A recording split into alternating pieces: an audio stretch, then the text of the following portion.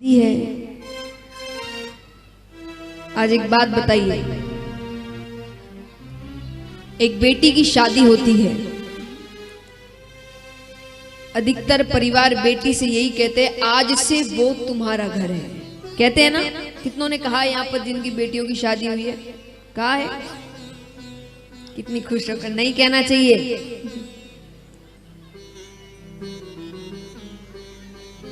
एक बार बेटी की जगह रहकर देखिए, परिवार वाले जहां आधी जिंदगी बिताई है वो कहते हैं कि वो पराई है, बेटियां पराई होती है, दूसरे घर जाना है। दूसरे घर जाए तो वो कहते पराई घर की है, वो कहती मेरा घर कौन सा है? दोनों ही पराई कहते हैं मुझे। तो कभी ये नहीं कहना कि आज से ये घर नहीं है, आज से वो तुम्हारा, वो तुम्हारे अपने हैं। नहीं, क्यों? दो दो घर है, अब दो दो परिवार है। तुमसे ज्यादा तो खुशनसीब कोई नहीं, दो दो परिवार है लाड़ चाव करने को। और देखिए, इतनी शक्ति भी एक बेटी में होती है। यहाँ पर अगर दरबार में झूठ नहीं बोलेंगे तो जितने भाई बंद बैठे सब इस बात की स्वीकृति देंगे कि शादी को कितने भी साल हो जाए, एक जवाई कभी भी अपने ससुराल को अपना घर नहीं मानता। सच्ची बताइए, हाँ कि ना? शादी को कितने भी साल हो जाए, एक जवाई अपने ससुराल को अपना घर नहीं मानता। लेकिन यहाँ शादी को 2 दिन हुए हैं, 2 दिन बाद वो अपने पीहर मिलने जाती है, मायके में सबसे मिल रही है, शाम का समय होता है, अच्छा घर चलती है। 2 दिन में उसका घर बदल गया, घर का मतलब बदल गया। घर जाने का समय हो गया, घर चलती है। अरे घर तो यही है, आधी जिंदगी यही बिताई है। 2 दिन में उसका घर बदल जाता है। इसीलिए जब इतना करते हैं तो थोड़ा सोचना चाहिए। खास करके मैं सासुओं से कहूंगी, हम शुरुआत में सोचते हैं कि अभी नहीं सिखाए तो कब सिखाएंगे। तो विचार करिए, आपके लिए अगर वो नहीं, आपके लिए अकेली वो नहीं है, आपका तो पूरा परिवार है, सब अपने हैं, उसके लिए तो वहां कोई जानने वाला नहीं है। कहां पर उसके माता पिता के घर में सुबह जब वो उठे तो उससे पूछा जाता था कि खाने को क्या बनाए, क्या खाना है। और वही ससुराल में आके उसको हर व्यक्ति से पूछना पड़ता है खाने में क्या बनाए। कैसे इतनी जल्दी बदल जाए कोई? तो शुरुआत के कुछ साल, कुछ महीनों में उसकी गलतियां भी माफ कर दो, क्योंकि उस समय आप सोचिए, आप अगर उसको डांटते हैं तो उसको अपने घर की कितनी याद आती है। और अगर आपके रहते हुए भी उसको ऐसा लग रहा है कि आज मेरी माँ होती तो ऐसा नहीं करती, इसका मतलब रिश्ता आगे नहीं बढ़ पाएगा। अब अगर इतनी इज्जत हम भगवान ने, हम सब ने दी है कि उस घर में भी आकर पति के माता पिता को माता पिता ही मानते हैं, तो माता पिता का अर्थ तो सब जानते हो क्या होता है। तो क्या हम सच में माता पिता का फर्ज निभाते हैं? तो इसीलिए कुछ महीने या कुछ साल उसको थोड़ा समय दीजिए। कोई बात नहीं, गलती कर भी तो क्या है, अपना घर है, कोई बात नहीं। जैसे हम अपनी बेटियों के साथ करते, कोई बात नहीं, हो गई गलती हो गई। पर वही बहू गलती कर दे तो कितनी बड़ी बात हो जाती है। वैसे ही बहुओं के लिए भी कहा जाएगा कि आप भी उनके लिए नए हैं, अभी आपके बीच भी वो प्रेम तो बना नहीं है, तो आपको भी थोड़ा समय दे। अब कभी उन्होंने चिल्ला भी दिया था, आपकी माता चिल्ला देता, आप घर छोड़ देते थे क्या? नहीं छोड़ते थे ना। अगर अपनी माता चिल्ला दे, कभी आप पे क्रोधित हो जाए तो हम घर छोड़ देते थे। तो उन्होंने थोड़ा चिल्ला दिया तो क्या हो गया? कोई बात नहीं। रिश्ते देखिए, हमेशा याद रखना, 2 तरफा होते हैं।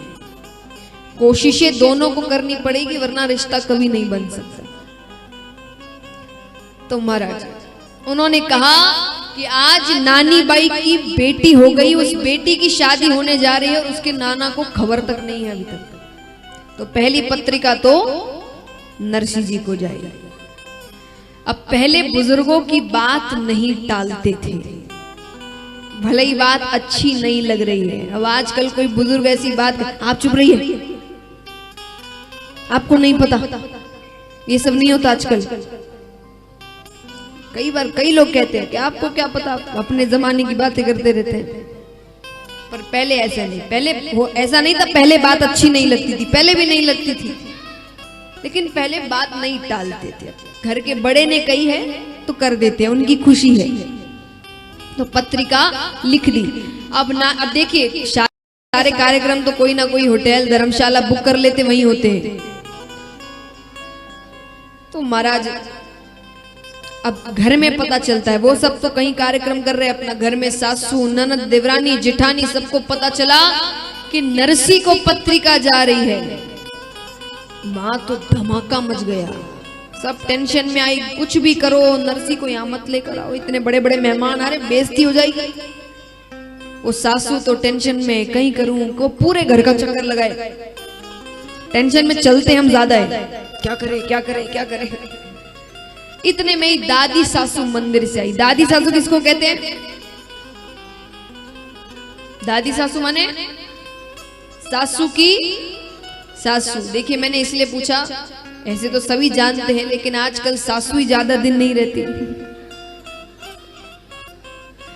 तो दादी सासू की तो क्या बात हो रहा है भाई, उम्र ऐसी होती जा रही है। अब हमारे पूर्वज 100 वर्ष रहे हैं और यहाँ 60-70 तक तो सब धीरे धीरे उम्र भी तो घट रही है।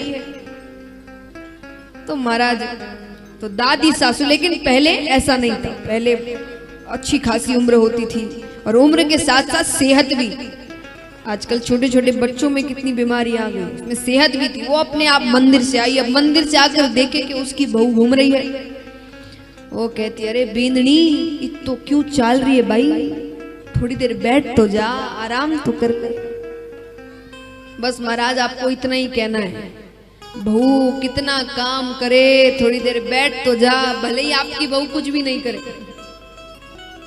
कहने में क्या जाता है, तारीफ करना बड़ा सुखदायक है महाराज।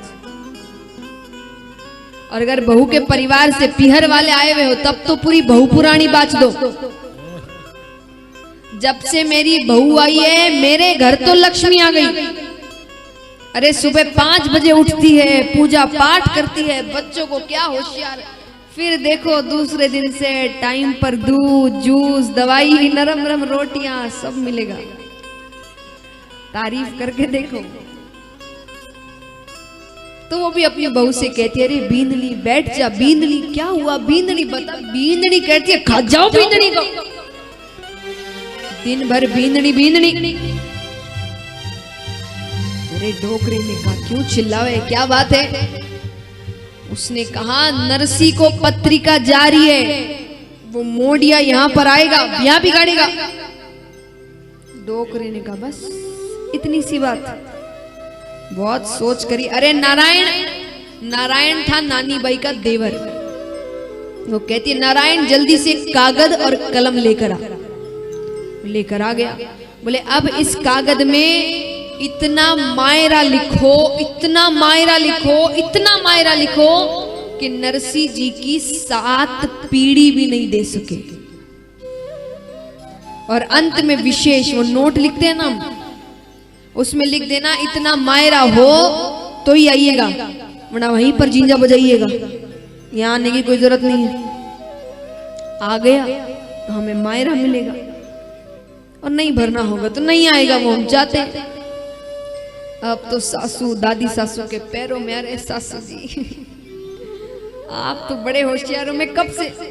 डोकरी कहती तभी मैं कह रही थी मेरे पास बैठ तो सरी, बैठ तो सरी। डोकरियां बहुत तेज होती है। एक बार एक डोकरी ने महादेव जी की तपस्या करी, महादेव जी को प्रसन्न किया। महादेव जी ने क्या कर कहा डोकरी एक ही चीज दूंगा, बोल क्या चाहिए।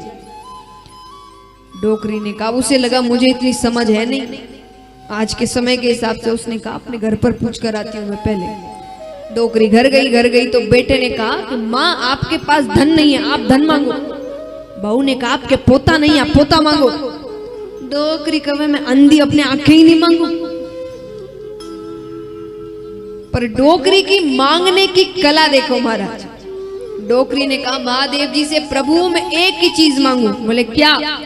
बोले मैं अपने आंखों से अपने पोते को सोने के पालने में झूलता देखो। मांगने की कला देखो महाराज, या डोकरियां कम नहीं होए। आप इनके पास बैठो नहीं, बैठो तो कैसे होशियार कर दे आपको। दाल का सीरा कम होवे और मेहमान ज्यादा होवे तो सीरा कैसे बचाना है, डोकरियां से सीखो। पर जैसे जैसे लोग बड़े हो रहे हैं, सब जानते हमको ही सारा ज्ञान है, हमको नया ज्ञान है। इतना ही नया ज्ञान हेल्प कर देता तो आज के समय में इतनी आत्महत्याएं, इतने काउंसलर के पास नहीं घूमते बच्चे। आज जोश तो है पर होश नहीं है, स्थिरता नहीं है, कहां रुकना है, कब शांत होना है, कब क्या करना है, ये समझ नहीं है। और ये समझ आपको बड़े बुजुर्ग देते हैं। तो होश लेना है तो डोकरियों के पास बैठो, जोश तो कहीं से भी मिल जाता है।